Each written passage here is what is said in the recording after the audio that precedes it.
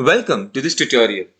In this video, I am going to demonstrate on how a user or an HR admin can navigate to various applications of the particular employee within a single account in the employee directory of KEBS. Once the user has navigated to the employee directory, he or she can simply click on any account in the landing page and the details view of the same is displayed. Here, this details view is integrated to various applications within KEBS, such as the timesheet,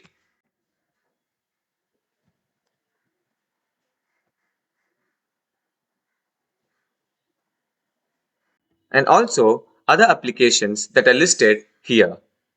The various applications are expenses, performance management system, the help desk, the payroll, the certification, OKR, visa and travel, the awards application, and also the projects application.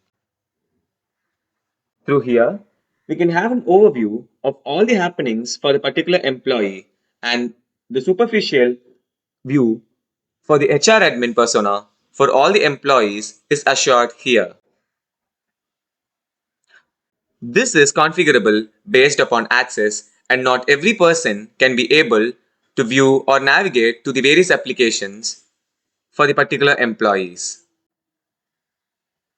This facilitates a single source of truth and a single area for navigating to all the related apps and the activities which are present within the particular app.